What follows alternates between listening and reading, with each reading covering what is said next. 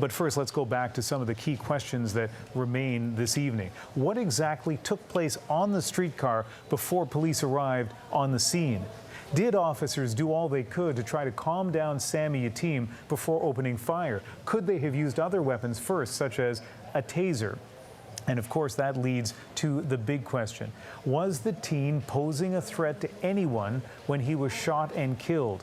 We'll hear from an eyewitness in just a moment. But first, let's go to the CBC's Stephen D'Souza with more on what a newly obtained video reveals.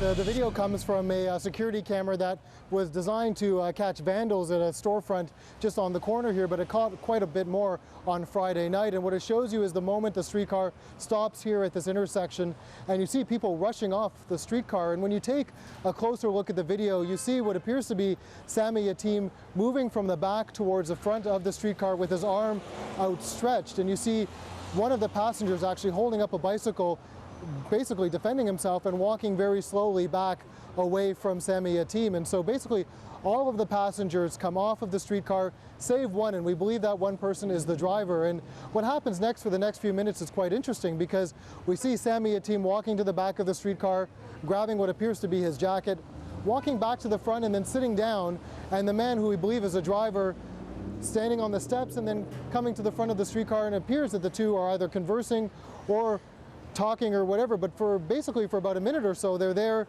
together. And then suddenly at one point, and we're not sure what precipitates this, but Sammy Yatim gets up quite quickly, the driver rushes off the streetcar, and then that's when police arrive. And so what happens in those moments, what causes Sammy Yatim to jump forward, those are all questions that still need to be answered. And this is a video that the SIU, the provincial agency that is now investigating the shooting, this is a video that they do have in their possession, and it is part of the investigation. Stephen, that was an interesting moment when that person who we believe is the bus driver, you know, as you mentioned, he's sitting there for a while, so I thought to myself that maybe he didn't feel threatened, and yet all of a sudden he just bolts right off. There's a guy in the doorway of the streetcar, certainly not a uniformed police officer. I know we're not sure who that person is, but eventually the uniformed police officers do arrive, pick up the narrative on the video at that point. That's right, and this is a moment, it seems, where a lot of the cell phone video we've been seeing in the last few days, where those pick up the story. And maybe perhaps it was the police arriving on scene that caused Sammy Yatim to jump forward and the driver to jump off the streetcar. But basically for the next minute and a half is when the police are on the scene, and then that's when we see the police officer really quite clearly, Sammy Yatim in the doorway.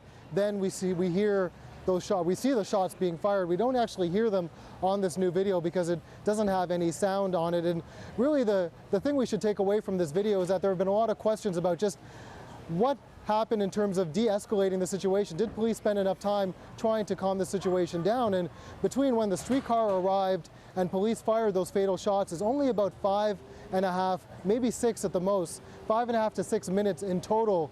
The time the police actually arrive in frame on the video is only about a minute or so. So the question arises from that. Were police further back that we couldn't see them and interacting from a farther distance away? Or were they just simply not there, and did they only interact with Sammy Yatim only for about a minute or so?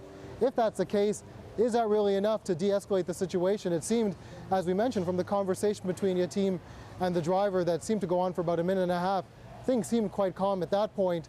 What changed? What led to it escalating? These are, of course, all questions we hope to be answered by the investigation. Yeah, time is one of the issues, but another issue is at the moment those shots were fired, just before we see Yatim crumple to the floor of the streetcar, was he a threat to someone, whether a police officer or someone else near that streetcar? You know, for the police officer to fire shots, ultimately fatal shots, was there a threat to someone else's life at that moment? And as you point out, Stephen, that's going to be something that the investigators obviously are pouring through as they look at this video frame by frame and whatever other videos they have. Stephen D'Souza, thank you very much. You're welcome.